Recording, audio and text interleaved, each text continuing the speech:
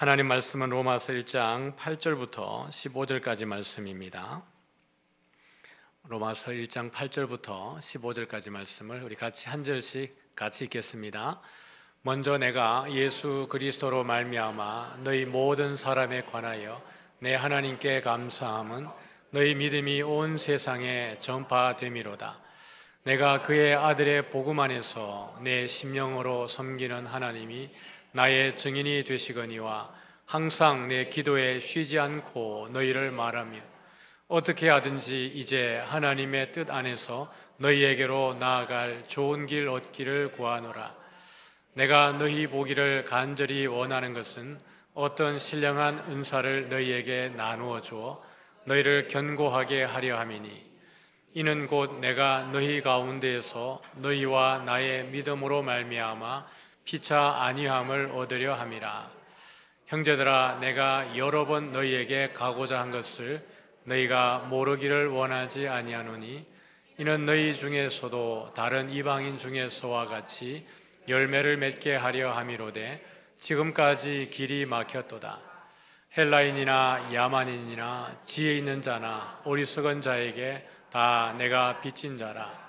그러므로 나는 할 수 있는 대로 로마에 있는 너희에게도 복음 전하기를 원하노라. 아멘.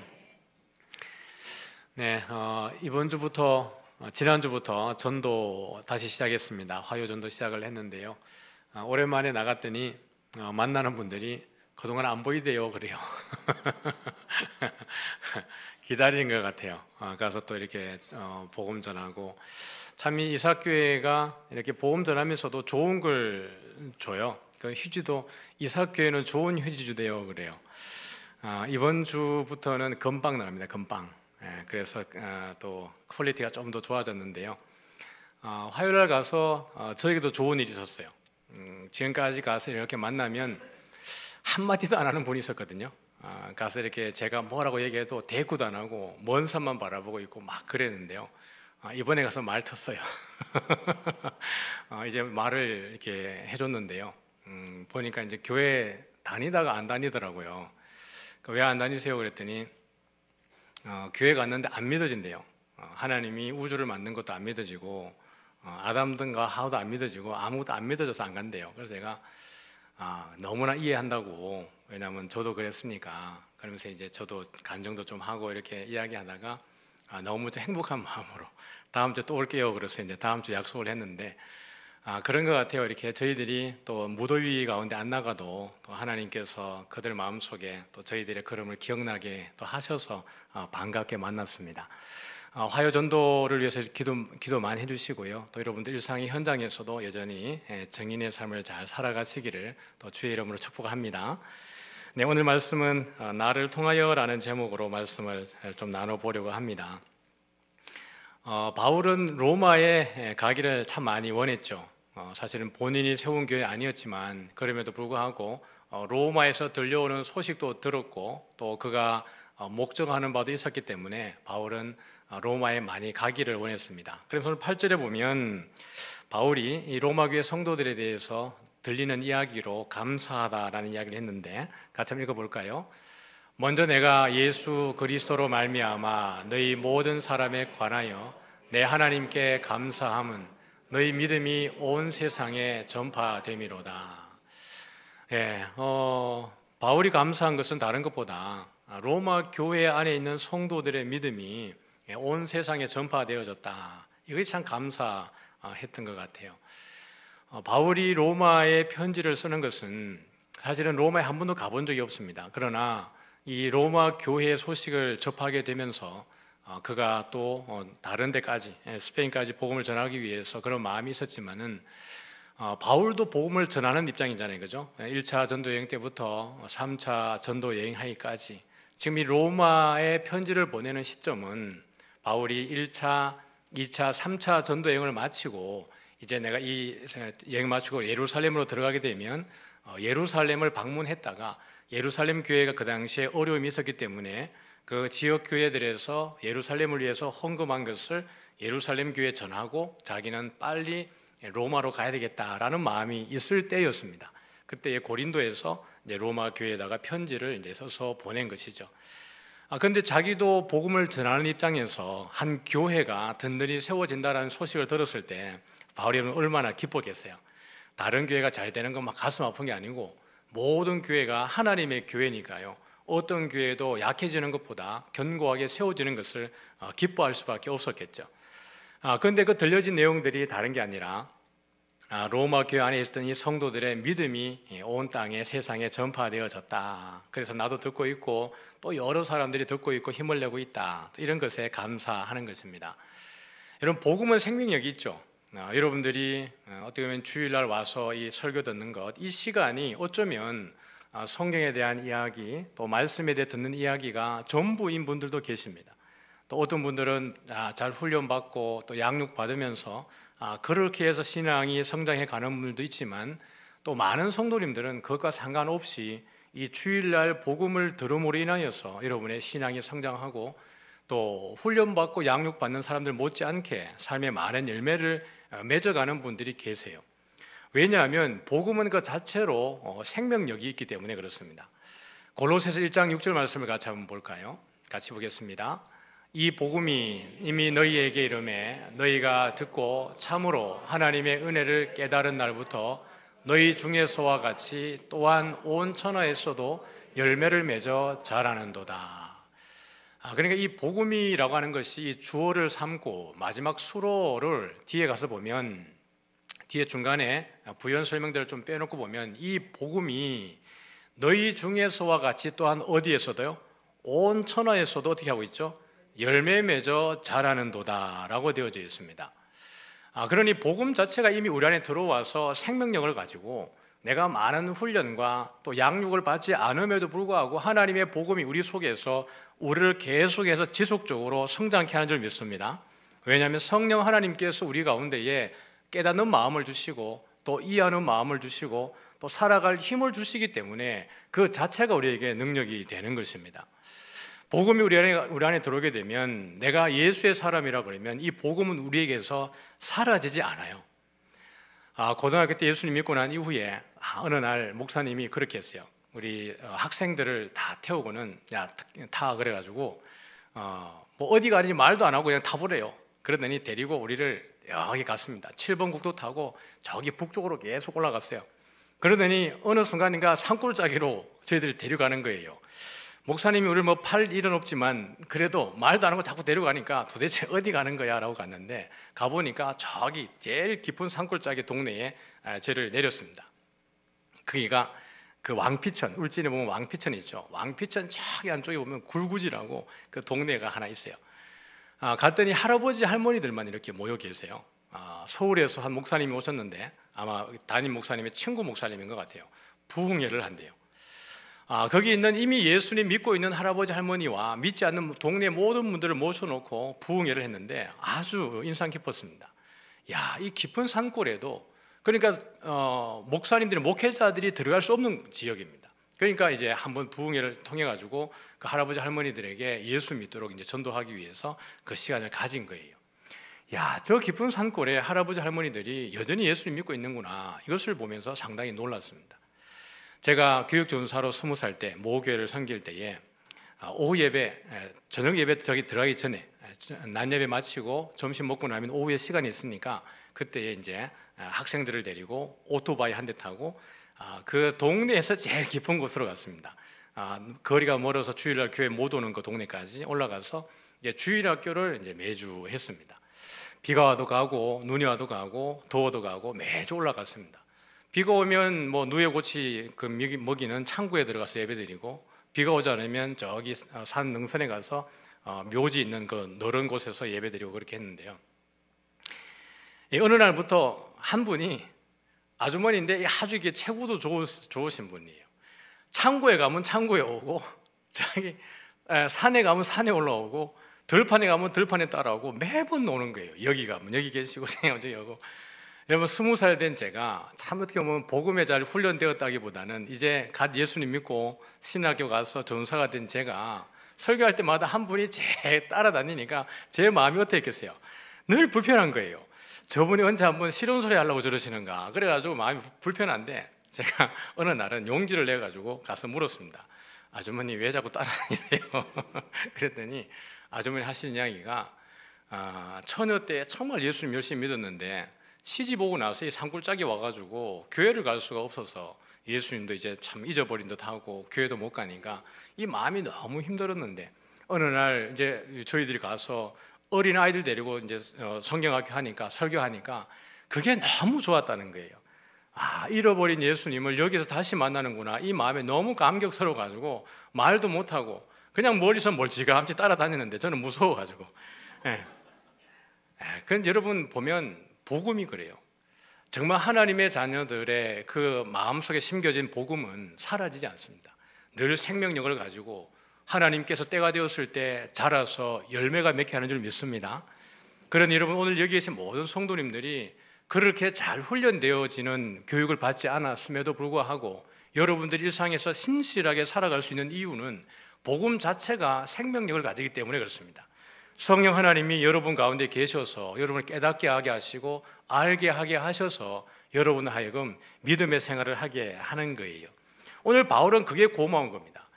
이 로마 교회 사람들이 힘들고 어려운 가운데에도 믿음을 잃어버리지 않고 이 소문이 잘 났구나라는 거예요. 이사학교도 여러분 제가 이게 내려와서 부임해서 이렇게 돌아다니면서 들어보면 이사학교에 대해서 싫은 소리 하는 사람을 들어본 적이 없어요. 이사학교의 좋은 교회라는 이야기를 항상 듣습니다. 그것은 아마 여러분들이 삶의 현장에서 잘 살아내시기 때문이 아닌가라는 생각을 해요. 어디 교회 다녀 그러면 이사학교에 다녀 그러는데 여러분의 삶을 보니까 참 어떻게 보면 배울 만하고 또 존경할 만하고 그렇게 여러분 잘 살아가기 때문에 그것이 이사학교의 좋은 교회라고 소문이 나게 되는 것처럼 아마 로마 교회가 그렇게 되어졌겠죠. 그러면서 바울은 이 이야기를 들은 그날부터 로마 교회에 대한 기도를 쉬지 않는다라고 이야기를 했습니다. 9절 말씀 같이 볼까요? 같이 보죠. 내가 그의 아들의 복음 안에서 내 심령으로 섬기는 하나님이 나의 증인이 되시거니와 항상 내 기도에 쉬지 않고 너희를 말하며. 그러니까 기도를 한 번도 쉬지 않았다는 거예요. 내가 너희 이야기를 들은 날부터 한 번도 내 기도에서 너희를 뺀 적이 없다라고 이야기하면서 증인으로 누구 세웠는데 누굴 증인으로 세웠어요? 하나님이 내 증인이다라는 거예요. 그럼 적어도 바울은 거짓말하지 않는다는 거예요. 로마 교회에 대한 애착이 애정이 얼마나 바울에게 큰지를 알려주는 거예요. 교회 하나가 든든히 세워지는 것이 얼마나 힘든 일인지를 잘 알기 때문에 바울은 이 로마 교회가 세워진 기원을 우리가 나눴지만은 이 교회가 어려움 가운데 고난 가운데에서도 든든히 세워질 수 있도록 바울은 한 번도 기도를 쉬지 않았다는 거예요. 여러분들에게도 누가 기도 요청 많이 하죠? 이렇게 지나가시다가 어려운 일 있으면 기도해 주세요라고 이야기하는 분들이 꽤나 있을 겁니다. 그럼 여러분 어떻게 대답해요? 대답 안 하세요? 대답하죠. 뭐라 그래요? 예라고 대답합니다. 근데 기도해요 안 해요? 회개하시기 바랍니다. 그러니까 기도 요청하는 분이 요즘에는 지혜가 있어졌어요. 그래서 뭐라 기도 요청해요? 생각날 때 기도해 주세요 그래요. 우리 기도 잘 안 하니까 생각날 때라도 기도해 달라고 그러는데 여러분 생각해요 안 해요? 회개하시기 바랍니다. 생각도 안 하고. 기도 요청할 때 적어도 우리를 신뢰하기 때문에 기도 요청하죠. 이분에게 이야기하면 기도해 주시겠다라는 것 때문에 기도를 한단 말이에요. 여러분 여기서 우리가 볼 수 있는 것은 참 기도라는 것은 우리의 힘이고 능력이에요. 데살로니가 전서 우리가 5장 한번 볼까요? 5장 16절부터 18절까지 말씀을 같이 한번 볼게요. 같이 읽겠습니다. 항상 기뻐하라, 쉬지 말고 기도하라, 범사에 감사하라. 이것이 그리스도 예수 안에서 너희를 향하신 하나님의 뜻이니라. 여기 보면 항상 기뻐하라, 쉬지 말고 기도하라, 범사에 감사하라. 그 뒤에 하나 접속사가 빠졌습니다. 왜냐하면이 빠졌는데요. 왜냐하면 이것이 그리스도 예수 안에서 누구를 향한요? 너희를 향한. 근데 사실 너희를 향한이라기보다는요, 너희를 위한이라고 해야 더 정확한 해석입니다. 이것은 그리스도 예수 안에서 너희를 위한 하나님의 뜻이니라. 이것이에요. 여러분 쉬지 않고 기도할 때 가장 큰 유익은 누구예요? 기도하는 사람이에요. 계속해서 기도할 때 우리가 하나님과 가장 친밀한 상황 속에 있잖아요. 하나님의 뜻을 알고 내 마음의 소원을 간구함으로 인하여서 영적으로 부요해지고 모든 상황 가운데 두려워하지 않고 담대하며 그리스도인으로 살아갈 수 있는 그 힘이 어디에서 나오는 거예요? 기도예요. 기도할 때 하나님이 나에게 말씀하시고 깨닫게 하시고, 그러니 쉬지 않고 기도하는 것은 누굴 위한 거죠? 하나님을 위한 게 아니라 우리를 위한 거예요. 범사에 감사하라 그랬어요. 보이는 족족 비평하고 비난하고 싫은 소리하고 또 원망하고 그 사람들을 상처받게 하고, 이런 것은 누구나도 할 수 있어요. 막 열받으면 자기 입에 나오는 대로 막 다 할 말 못할 말 다 해버리는 것, 그건 누구나 할 수 있어요. 그러나 범사에 그럴 때에도 우리는 그것을 제어하고 오히려 감사하며 위로하고 사람들의 마음을 이렇게 응원하고 격려하고, 그렇게 할 때 여러분 가장 도움을 받는 것은, 혜택을 받는 건 누구일까요? 자기 자신이에요. 여러분, 상대방이 이렇게 대할 때 상대방이 골이 났는지 안 났는지 알아요, 몰라요? 골이 뭔지 모르세요? 화났는지 알아요, 몰라요? 모르세요? 사람을 대면 안 해봐서 그래요. 사람 얼굴을 이렇게 보면 사람이 화났는지 안 났는지 보이잖아요. 그 사람하고 몇 마디 이렇게 일상적인 대화 나눠보면 저 사람의 마음이 어떠한지 알아요, 몰라요? 알아요. 저 사람이 비판적인지, 매사에 눈이 비관적인지, 뒤에서 늘 뒷담화를 하고 다니는 사람인지. 그러면 여러분 그 사람하고 잘 지내고 싶어요? 아니면 관계를 끊고 싶어요? 그게 인지상정이에요. 우리가 이렇게 하다 보면 항상 여러분 내 실력과 내 재능으로만 어디에 취직하든지 승진하는 것만은 아니에요. 살다 보면 내 재능이 조금 부족하지만 나의 그 됨됨이로 인하여서 나의 말과 언어와 행실과 성실성과 내가 가진 이 성품이 나의 길을 열어갈 때가 있습니다. 여러분, 범사에 감사하고 범사에 온유하고 범사에 겸손한 것은 누구에게 유익이에요? 우리에게 유익이에요. 그러니 기뻐하고 기도하고 감사하는 것은 하나님 기쁘자고 하는 게 아니라 누굴 위한 거라고요? 우리 자신을 위한, 성도를 위해서 하나님이 원하시는 거라는 거예요. 그러니 여러분 기도 많이 하시기 바랍니다. 새벽 기도만이 기도가 아니죠, 그죠? 금요 기도에만 기도가 아니에요. 여러분 일상 현장 가운데에서 늘 예수님 생각하는 것, 늘 하나님 생각하는 것, 여러분 그것이 기도의 시작이죠. 주님 생각하다 보면 자연스럽게 하나님이 어떻게 하면 내가 기뻐할까? 내가 뭘 해야 되지? 내가 어떻게 하면 하나님 싫어할까? 이런 내용들이 다 그의 기도예요. 그러면서 내가 해야 될 것과 하지 말아야 될 것이 잘 구분이 되어지는 것이죠. 그러므로 바울은 기도할 때에 로마 교회를 한 번도 잃어버린 적이 없어요. 여러분의 기도 요청하신 분 지금 빨리 생각하시기 바랍니다. 생각도 안 하고 놓쳐버렸던 분 계시면 지금 당장 한번 생각해 보시기 바랍니다. 그리고 여러분 오늘부터 기도해 주세요. 의인의 간구는 뭐가 있다고요? 역사하는 힘이 있다고요. 믿으시기 바랍니다. 우리가 아픈 사람들, 또 환우들, 그런 슬픔 당한 가정들을 위로할 때 여러분 그 당사자들은 알아요. 누군가가 나를 위해서 진짜 기도하고 있구나. 내 힘으로는 여기에서 일어날 수 없는데 정말 누군가가 나를 위해서 기도하고 있고 하나님이 도우시는구나라는 것을 그 아픔에 있는 사람들은 느껴요. 기도한다고 모든 사람들이 병을 낫는 것도 아니고 죽었던 사람들이 깨어나는 것은 아니지만 그럼에도 불구하고 기도를 통해서 하나님이 하실 일들이 많습니다. 그러므로 계속해서 기도하는 은혜가 우리 모두에게 있어지기를 주님의 이름으로 축복합니다. 바울은 로마에 가기를 간절히 원했는데 잘 안 됐어요. 여러 번 가고 싶었는데 길이 여러 번 막혔다 그랬어요. 왜냐하면 그 로마에 가서 할 일들이 너무 많았기 때문에 그래요. 생각을 한번 해보세요. 여러분들이 어느 날 정말 예수에 대해서 적대적이다가 부활하신 주님이 다메섹 도상에서 예수님 만난 것처럼 여러분 인생 가운데에 정말 기적같이 하나님이 부인할 수 없을 정도로 선명하게로 만나주시고 여러분의 인생이 그것 때문에 완전히 달라졌다고 한번 생각을 해보세요. 잠잠히 있을 사람이 도대체 어디 있겠습니까? 만나는 그 누군가에도 만나서 이야기를 할 텐데 바울은 직접 예수님부터 그 메시지를 들은 지가 바울이니까 얼마나 로마에 달려가고 싶었겠어요.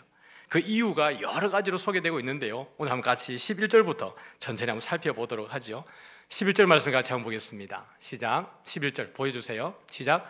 내가 너희 보기를 간절히 원하는 것은 어떤 신령한 은사를 너희에게 나누어 주어 너희를 견고하게 하려 함이니. 간절히 원했어요. 11절입니다. 근데 잘 안 됐다 그랬죠. 여러 번 막혔어요. 근데 간절히 가고 싶었던 이유는 뭘 나눠주고 싶었어요? 신령한 어떤 은사를 나눠주고 싶었다라고 이야기하고 있습니다. 그 은사를 통하여서 너희를 견고하게 세우기를 원한다라는 거예요. 주의 몸된 교회는 늘 견고하게 세워져야 됩니다. 아멘. 그러기 위해서 여러 은사들이 필요하다는 것을 바울은 알고 있죠. 바울이 아까도 말씀드렸지만 고린도에서 이 편지를 썼어요. 그러면 고린도를 방문했던 바울의 마음이 있죠. 고린도 지역은 여러분 그 가운데에 여러 은사들이 많았어요. 그런데 이 은사로 인하여서 교회 안에 여러 가지 이 좋지 않은 일들이 벌어진 거예요. 은사가 서로에게 교회를 세우는데 견고하게 써야 되는데 은사가 오히려 교회를 혼란스럽게 하는 일들에 쓰여지게 된 거예요. 그래서 고린도전서 12장부터 14장까지는 이 은사에 대해서 아주 세부적으로 이야기를 하고 있어요. 우리 12장 1절 한번 볼까요? 고린도전서 12장 1절입니다. 시작. 형제들아, 신령한 것에 대하여 나는 너희가 알지 못하기를 원하지 아니하노니. 참 말 어렵게 해요, 맞죠? 알기 원한다 그러면 되는데 알지 못하기를 원하지 아니한다 그랬어요. 강조죠, 강조. 그만큼 너희가 잘 알기를 원한다. 무엇을요? 신령한 것에 대해서, 다시 말하면 영적인 것에 대해서, 성령의 은사에 대해서 너희가 자세히 알기를 원한다라고 이야기하면서 고린도전서 12장부터 14장까지 이야기해요. 12장에 여러 가지 은사들에 대해서 이야기하면서 12장을 마치면서 13장에 들어갈 때 가장 큰 은사가 뭐라 그랬어요? 사랑이에요. 사랑. 그런데 이 은사들이 잘 사용되는 가운데에 은사가 너무 무질서하게 사용되다 보니까 자기들이 자기들의 은사를 자랑하고 남들을 판단하고 비난하고 자기들이 먼저 우선순위를 세우다 보니까 은사가 교회를 세우기보다는 혼란스럽게 했어요. 여러분, 우리들도 참 어떻게 보면 한때 그런 일들이 있었죠. 교회 다니면 꼭 뭐 받아야 되겠어요? 방은. 제가 교회 다니면서도 방은 안 받으면 믿음 없는 줄 생각했어요. 그래서 늘 예배 마치면 학생 예배 마쳐도 산기도 가고 기회만 되면 기도하러 갔던 이유가 뭐 받으려고요? 방은 받으려고. 그래서 교회 안에 어떻게 나눠졌냐 그러면 방은 받은 자와 안 받은 자로 나눠졌어요. 제가 21살 때 대구에서 교육전사 할 때였는데요. 목사님이 이 은사주의자였던 것 같아요. 그러니까 토요일마다 학생들 데리고 기도원에 가래요. 근데 그 기도원이 대구 시내에 있는 지하에 있었어요. 그 자그마한 기도원이었는데 막 가면 이제 막 기도원 그 분위기 알잖아요. 근데 학생 데려갔는데 제가 그래봐도 좀 시니컬한 부분이 있어요. 저도 막 방언 받으려고 애를 썼지만 일부러 막 보내가지고 하는 그 상황 속에 마음이 되게 불편했는데 그 어떤 분위기냐 그러면 막 이렇게 뭐 원장님이 이렇게 권사님이 하다가 방언 받고 싶은 사람 나오세요 그래요. 그러면 아이들이 우르르 나가요. 그러면 나가서 손잡고 막 이렇게 권사님이 손잡고 막 기도하다 보면 아이들이 방언을 막 해요. 그 희한해요 진짜. 근데 손을 딱 놔면 어떻게 해요? 또 방언 못하대요. 짜고 치는 고스톱처럼 뭐 이상해요. 예. 그러니까 옛날 교회는 방언을 받은 자와 안 받은 자로 나눠졌어요. 그 방언 안 받은 사람은 스스로가 믿음 없는 것처럼 이야기해가지고 그 방언 받기를 참 애를 많이 썼다고요. 근데 여러분, 방언 꼭 받아야 돼요? 아니에요. 아니요라고 말하는 사람은 방언 안 받는 사람인 줄 알고 있어요. 예, 방언이 다 받아야 되는 건 아니에요. 은사 중에 한 가지일 뿐인 것이에요. 그러나 이 은사들을 주신 이유는 가장 중요한 것이 무엇이에요? 여러분, 교회를 견고하게 세우기 위한 것이고 그렇게 하기 위해서 이 모든 은사를 질서 있게 사용하라 그랬어요. 하나님은 무질서의 하나님이 아니고 질서의 하나님이기 때문에 이 모든 은사들도 여러 질서 있게 사용하라고 고린도 교회에 바울이 당부했어요. 그러니 로마 교회도 여러분 문제가 있었잖아요. 유대인과 이방인 사이의 그 심각한 갈등과 어쩌면 그 가운데에서 영적으로 혼란한 사람들이 많이 있었겠죠. 바울은 그들에게도 너희들이 어떤 신령한 은사들을 통해서 너희가 견고하게 되길 원한다라고 이야기를 한 것입니다. 우리 성도님들은 은사들이 있죠. 여러분이 가는 곳마다 견고해지시길 바랍니다. 남 자꾸 판단하지 말고요. 여러분의 은사를 존귀하게 사용해서 교회든지 가정이든지 여러분의 직장이든지 어디든지 여러분이 가는 곳에는 여러분을 통하여서 그 공동체가 유익을 얻어야 합니다. 예수 믿는 사람인데 가가지고 트러블 메이커가 되면 안 돼요. 그 트러블이 생길 때마다 여러분이 가서 그리스도의 마음으로 사랑으로 어쨌든 그것을 화목하게 하고 하나 되게 하고 관계를 이렇게 잘 아름답게 만들어가는데 우리가 있어야지, 예수님 잘 믿는 사람이 가가지고 똑똑한 척하면서 거기서 감나라 배나라 그러면서 트러블을 자꾸 일으키게 되면 그것은 그리스도가 원하는 것이 아닙니다. 그러니 우리가 가는 곳마다 여러분을 통하여서 그 공동체가, 여러분의 조직이 단단해지기를 축복합니다. 세 번째 보면 12절 같이 한번 볼까요? 12절 말씀을 같이 읽겠습니다. 같이요, 시작. 형제들아, 신령한 것에 대하여 나는 너희가 알지 못하기를 원하지 아니하노니. 바울의 표현 방식이에요. 알지 못하기를 원하지 아니하노니. 아니 이게 아닌데 12절. 예, 방송실 드리면 손이 부족해서 그래요. 이 틈에 광고 한번 하면 방송실 섬길 성도님 있으면 좀 올라가서 섬겨주면 좋을 것 같아요. 이런 미스가 나는 게 지금 인원이 부족해가지고 혼자서 여러 개 하다 보니까 이런 일들이 벌어지는 거거든요. 교회를 좀 섬기기를 원하시는 컴퓨터를 이렇게 버튼만 누를 줄 알면 돼요. 자판 필요 없고 버튼만 누르면 되니까 여러분들이 3부 예배 시간에 좀 일찍 와가지고 섬기기를 원하시는 분들은 우리 교육자들에게 말씀해 주시기 바랍니다. 아멘. 아무도 안 하시네요. 자, 어쨌든 우리 1장 12절 같이 한번 읽어볼게요. 시작. 이는 곧 내가 너희 가운데에서 너희와 나의 믿음으로 말미암아 피차 안위함을 얻으려 함이라. 예, 피차가 바울이 가서 자기가 무조건 위로해 주는 게 아니고요, 바울도 위로받는 거예요. 여러분, 로마 교회가에서 신앙생활 하는 게 얼마나 어려워요. 지금 여러분 이 세대 가운데에서 신앙생활 하기가 정말 얼마나 어려워요. 그러니까요, 목사들만 여러분을 위로하는 게 아니라 여러분들이 이 자리에 오시는 것 자체로도 목사들이 위로받고 교육자들이 위로받고 다른 성도들이 위로받는 거예요. 이 어려운 가운데에도 성도님들이 이렇게 신실하게 신앙생활을 하시는구나라는 거죠. 그럼 바울을 한번 보세요. 예수 믿고 난 다음에 그 이후에 바울의 삶이 얼마나 고단했어요. 복음 전하는 길이 꽃길을 걷는 게 아니고 정말 고난의 길이고 십자가의 길이고, 얼마나 힘들었던지 고린도후서 1장에 보면 자기는 내가 사형 선고를 받은 줄 알았다 그랬어요. 내가 살 소망이 끊어지고 사형 선고 받은 줄 알았다라고 할 만큼 어렵게 복음을 전하면서 나아가는 것이에요. 그러니 바울이 로마 교회에 가서 해줄 이야기들이 얼마나 많았겠어요. 로마 교회가 여러분 황제가 있는 그곳에서 황제를 주 큐리오스라고 부르는 그 상 속에서 예수를 주라고 불러야 되는 이들이 얼마나 여러분 대접을 받았겠습니까? 오히려 핍박을 받고 수혜를 받고 이 사회 질서를 어지럽히는 집단으로 그들이 매도당할 때에 그 믿음을 지키는 것이 쉬웠겠습니까? 아닌 거예요. 로마 교회 성도들의 믿음을 인하여서도 바울도 위로받는 것이지요. 그러니 여러분, 바울이 자기가 가진 이 이방인 가운데에서 이미 맺어진 열매가 너희 가운데에서도 맺어지기를 원한다라는 것이에요. 바울이 필드에서 실제로 뛰어다녔잖아요. 1차 전도 여행부터 2차 전도 여행, 3차 전도 여행 다닐 때마다 유대인들이 쫓아다니면서 죽이려고 할 때, 그럼에도 불구하고 바울이 가서 복음을 전할 때 귀신이 떠나가고 죽은 사람이 살아나기도 하고 안 믿었던 이방인들이 돌아오기도 하고 헬라 사람들이 예수 믿기도 하고 유대인들이 회심하는 그 놀라운 일들을 바라보면서 얼마나 많은 삶의 증거들을 가지고 있었어요.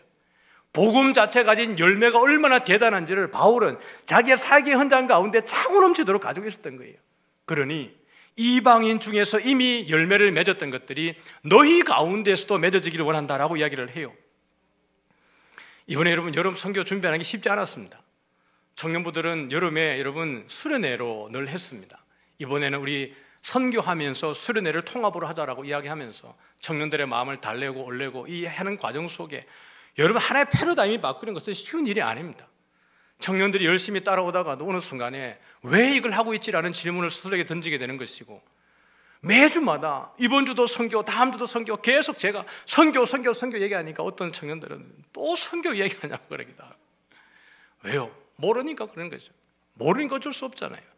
성도님들도 안 가보니까 도대체 이 담임 목사는 왜 자꾸 선교를 이야기하는 걸까라고 이야기할 수 있을지 몰라도, 저는 이미 이 선교를 통해서 사실 일들을 보았고 이 받는 은혜와 교회가 어떻게 역동하는 것이며 하나님의 우주적 교회를 위해서 우리가 무엇을 해야 되는지에 대해서 너무나도 경험이 있기 때문에, 확신이 있기 때문에 우리가 가기만 하면 하나님의 일하심과 하나님의 살아계심과 하나님이 많은 은혜를 준비하고 있음에 대한 확신이 있기 때문에, 경험이 있기 때문에 그 불안해하는 청년들에게 제가 어느 날은 이렇게 얘기했습니다. 제발 전도사님과 나를 믿어달라고.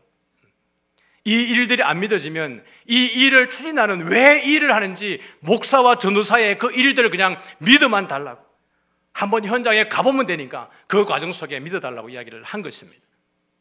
이것은 여러분 경험했기 때문에 그래요. 하나님 얼마나 강력하게 그 가운데 역사하고 있는지 그 열매를 맛보았기 때문에 어떻게 해서든지 설득을 해서 현장에 가기만 하면 된다라는 거예요. 오늘 영상으로 본 것이 그 선교의 열매들입니다. 그 현장에서는 지금도 우리에 대해 사모함이 있고 계속해서 선교 대원들하고 연결하고 있어요.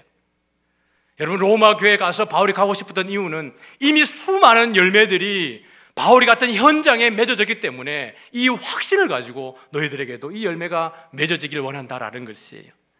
여러분에게도 이미 많은 열매를 하나님 주신 줄 믿습니다. 지금 우리에게 때로는 열정이 식어졌고, 때로는 여러분이 기도하는 가운데 회의가 발생하기도 하고, 내가 굳이 교회를 다녀야 되나 이런 고민이 생길 수 있을지 몰라도 그 생각이 들거든 이 순간에 당장 여러분의 지나간 시간을 추억해 보시기 바랍니다. 하나님이 나에게 주신 그 은혜가 얼마나 많았는지, 하나님 나를 얼마나 사랑하셨는지 그때를 추억하시면서 지금도 하나님은 여전히 여러분을 사랑하고 있는 것을 믿으시길 바랍니다. 우리가 다시 열정을 내고 하나님을 위해서 한 걸음 나아갈 때에 더 많은 일들을 준비하고 더 많은 열매를 이미 예비하고 있는 줄 믿으시길 바랍니다. 바울은 이런 마음으로 로마로 가고 싶었던 거예요. 이 말들을, 이 많은 열매들을 그들과 함께 나누면서 로마 교회가 지치지 않도록. 여러분, 로마 교회 성도들을 위해서 위로하기 위해 쓰여진 편지가 뭐예요? 마가복음입니다. 마가는 로마에서 그렇게 힘들어하는 가운데에 믿음에 고민하고 갈등하고 어려워하는 그 이방인 그리스도인들 가운데에서 예수님이 정말 우리의 능력자고 우리의 구원자라고 위로하기 위해서 그 마가복음을 로마에 있는 성도들을 위해서 기록을 하는 거예요. 그래서 여러분, 마가복음을 보면 다른 복음서도 있지만 마가복음서는 유독 예수 그리스도의 능력과 권위와 힘과 그 예수 그리스도의 대단함에 대한 이야기가 내 복음서 가운데 가장 짧지만 가장 강력하게 기록된 이유가 바로 그것입니다. 오늘 여러분, 우리가 힘들고 어려운 이 세상을 살아가지만 우리의 주 안에 제 수고가 절대로 헛되지 않은 줄 믿으시기 바랍니다. 하나님 오늘 여러분을 통해서 많은 열매를 맺을 줄 믿습니다. 말씀을 정리하죠. 저는 오늘 여러분, 이 바울이 로마로 가고 싶었던 이 간절한 열망을 여러분에게 도전하고 싶습니다. 내일 우리가 이제 일터로 나아가야 합니다. 직장이든지 사업장이든지 또는 누구를 만나야 될 상황이든지 간에 우리가 내일 만나게 되는 그 모든 환경이 여러분이 열망하는 곳이 되기를 소원합니다. 어쩌면 너무 힘든데요, 내일 아침이 오는 게 싫어요. 나는 오늘 밤에 잠을 자는 게 싫어요. 왜냐하면 내일 아침이 올 것이니까. 내가 일하는 일터는 나에게 지옥 같은 곳이요 라고 하는 것일 수 있을지도 모르겠습니다. 여러분, 내 새끼밥을 위해서, 내 생존을 위해서 마지못해 가는 곳은 그럴 수 있는데요, 우리의 가치관을 좀 바꿔볼까요? 우리의 세계관을 좀 바꿔볼까요? 여러분, 오늘 여러분 가방에 있는 거, 여러분 지갑 속에 있는 거, 여러분 주머니 속에 있는 것 중에 여러분이 모르는 것 있습니까? 그 안에 뭐가 들었는지 모르는 사람 계세요? 가방에 뭐가 들었는지 모르는 사람, 정신없는 사람입니다. 오늘 여러분 그 가운데에 그 용도가 무엇인지 모르는 사람이 있어요. 어쩌면 여러분이 가방을 챙기다가 무언가는 뺐을 것이고 무언가는 집어넣었을 것입니다. 그것은 오늘 하루를 지내는 동안에 여러분의 필요를 따라서 어떤 것은 빼고 어떤 것은 집어넣었겠지요. 의미 없이 여러분의 가방 속에, 여러분의 지갑 안에, 여러분의 주머니에 들어간 것은 아무것도 없습니다. 하나님이 의미 없이 우리를 구원하신 여러분은 아무도 없어요. 여기 있는 모든 한 분 한 분을 통해서 하나님의 계획하심이 있고 하나님의 뜻이 있는 줄 믿으시기를 바라요. 그러므로 여러분, 내 새끼밥을 위해 갈 때는, 생존을 위해서 갈 때는 죽을 맛이지만은 그게 아니라 하나님께서 나를 왜 그곳에 보내셨을까?